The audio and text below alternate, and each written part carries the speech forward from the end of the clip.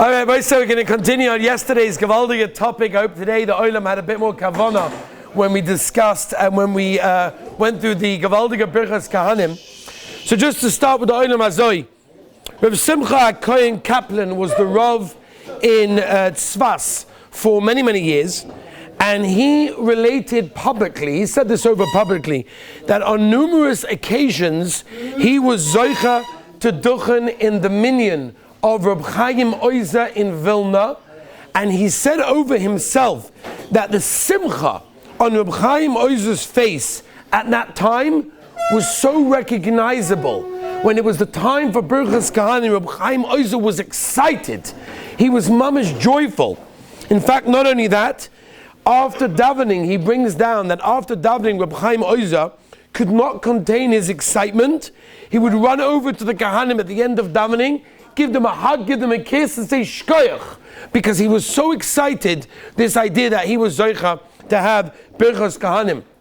In fact, the brother of Rav Meilech Biederman, Rav Nachman Biederman, actually related as follows, that the simcha, the Gavaldiga simcha of his Zayda, Rav Moshe Modcha of Lelev, also during Birchas Kohanim, was something unbelievable. At the time of Birchas Kohanim, the Lelever was so excited that he said many times that Birchas Kohanim was the highlight of his entire day. He mamish waited every time for Shemana Esrei. He waited for the Chazaras Hashatz. He waited for Birchas Kohanim in that case. And right after Birchas Kohanim, right before Ashrei, he'd run over and he'd give a hug and a kiss to all of the Kohanim over there, because he was just simply so excited. He couldn't contain his excitement, having fulfilled the Gavaldiga mitzvah and being blessed, as we spoke about yesterday. So yesterday, we gave a little bit of an idea from Chazal, from Midrashim and Svarim HaKadoshim about the godless of Birchas Kohanim.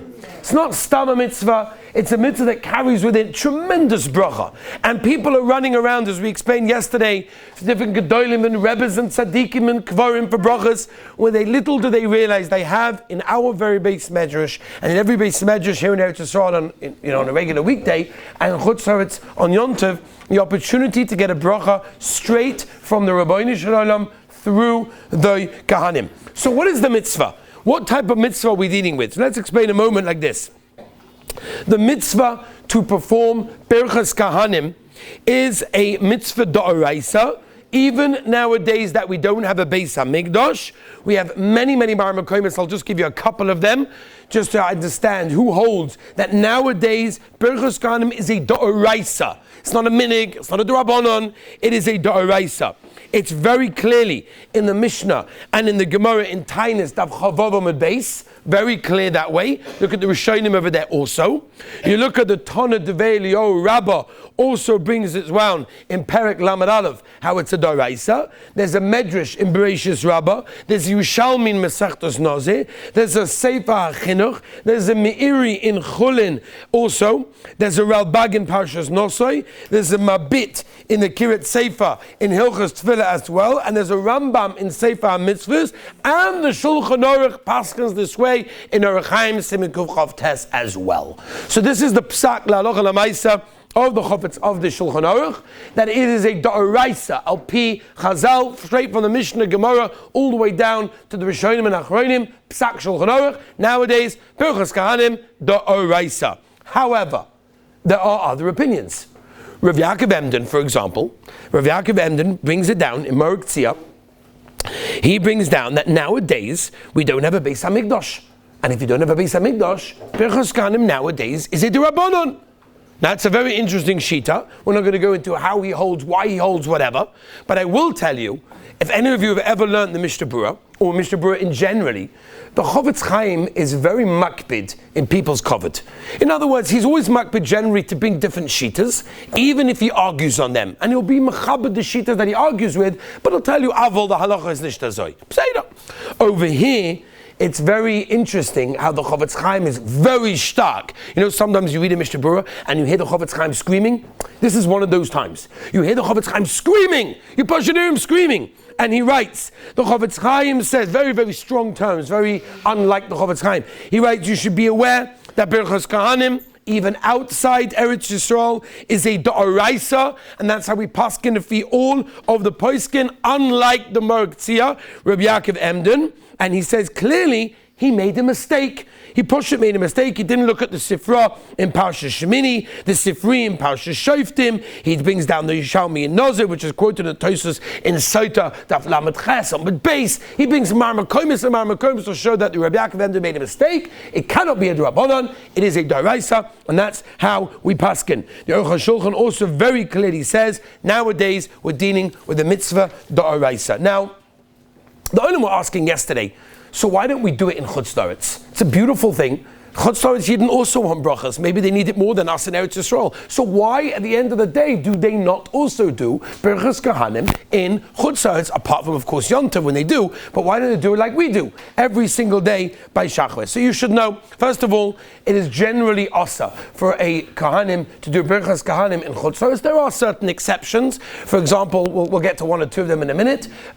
With also exceptions, sometimes you have Israelis or people that live in Eretz Yisrael, and they're going to Chutz La'aretz for a trip. We've done Birchas Kohanim in Yeshiva numerous times when we've traveled as well. So there are exceptions, but generally speaking, people that live in Chutz La'aretz, it is absolutely awesome for them to do Birchas Kohanim. And if you look at the Rishonim and Achronim, they try to explain why. What is the reason why Chutz La'aretz do not have Birchas Kohanim? You should know that even though the Rishonim and Achronim do offer answers, many of the Achronim seem to be arguing with each other, not understanding each other's reasons. It's not so simple. But I will tell you just one main reason that is brought down in the Ramah. The Darkei Moshe brings this down in Orach Chaim.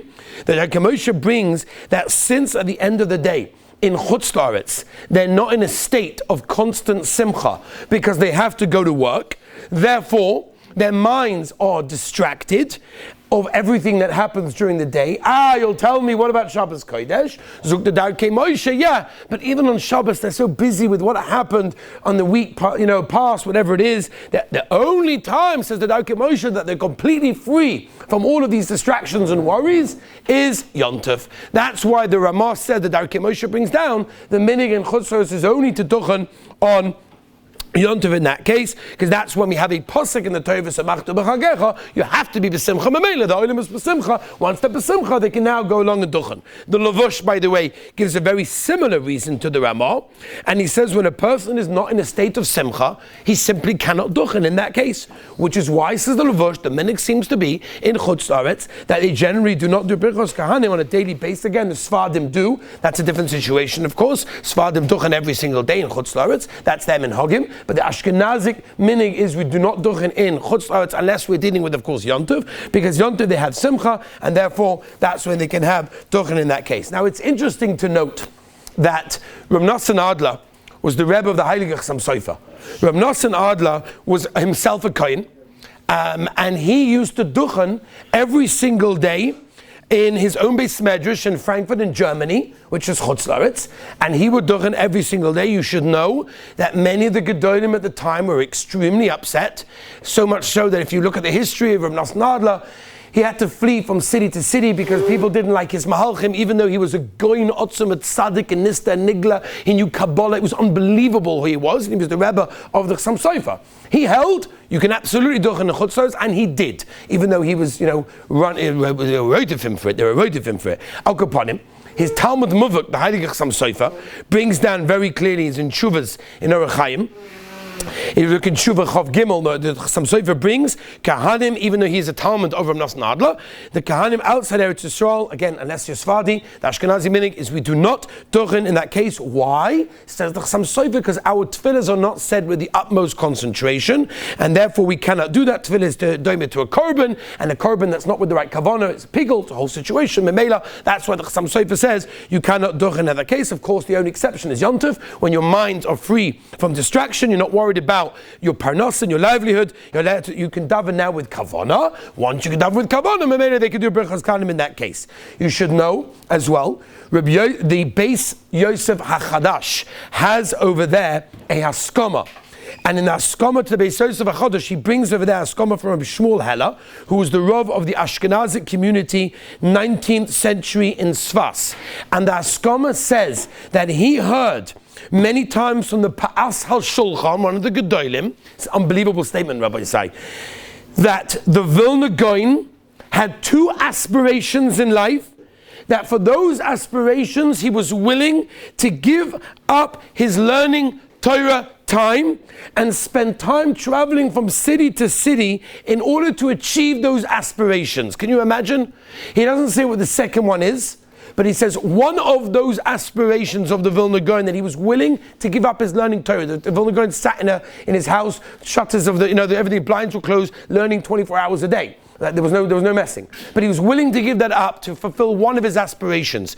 And one of his aspirations was to institute, again, Birchas Kohanim in all communities, even outside Eretz Yisrael. The Balatanya also tried very hard, the Balatanya, to restore the original minig of daily Birchas Kohanim in Chutz La'aretz. Without going into detail, many obstacles went through his way. They didn't manage. They tried. They set it up. It got cancelled. It was a whole. It didn't work. The Balatanya also tried. It Poshet didn't go. The Aruch HaShulchan brings down that when you see that many Gedolim tried to institute Birchas Kohanim and Chutz La'aretz for the Ashkenazim during the regular year, and they weren't successful, it means that Min HaShamayim, the Rabbeinu Shalom, obviously did not want Birchas Kohanim in that case. In fact, Rabbi Eliezer Brizel brings down, right? He was nifta 2007, tremendous Kalin Ston and Talmud Chacham. He wrote many Svarim. One of them actually was a parish of the Sefer HaAguda. So he writes clearly that during the years of the Holocaust,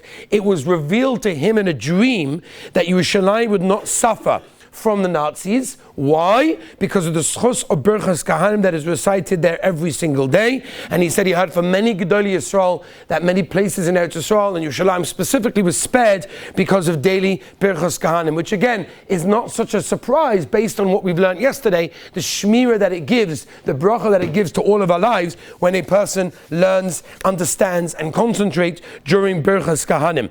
So there's no shaila that it's a mitzvah d'oraisa. You could say that's a mitzvah d'oraisa on a kohen. What about us? Is there a mitzvah for us to listen to Birchas Kohanim? The Sefer Charedim, by the way, was around at the time of the Beis Yosef and the Arizal. And the Sefer Charedim, anyone that knows the Chavetz Chaim held the Sefer Charedim to be of the highest regard.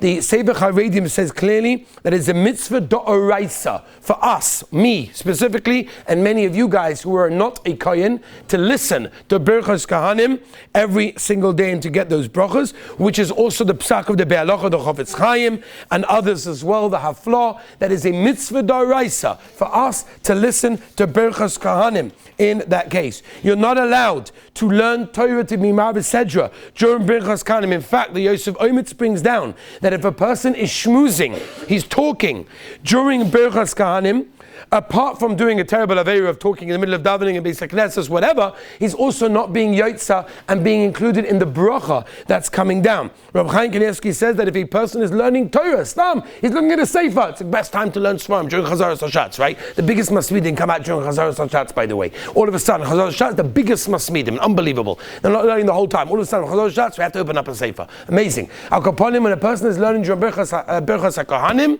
he's not yotza the bracha, which means he doesn't get the bracha into his life. That's the psak lemaisa of Rabbi Chaim Kanievsky. They asked Rabbi Chaim Kanievsky, what happens if a person's not learning?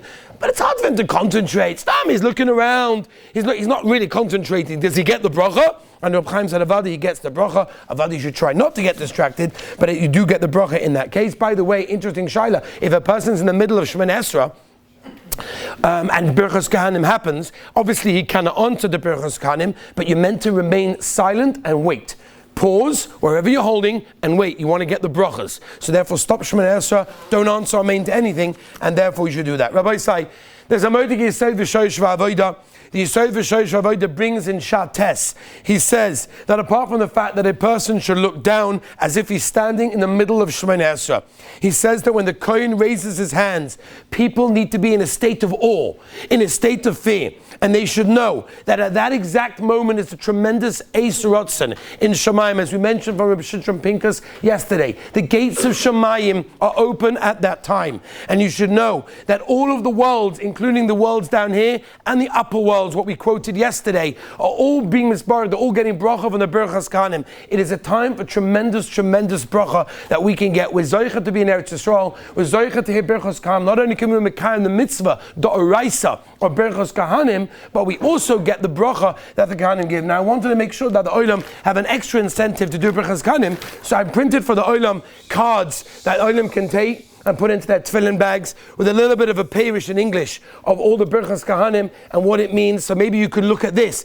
B'shas Birchas Kohanim, which will give you more bracha in your life. We should be zoicha, we'll give it out in a second. We should be zoicha to all have tremendous bracha in all of our lives. And the Birchas Kohanim should come into our lives, to Klal Yisrael around the world. Be'ez Hashem. Have a wonderful day.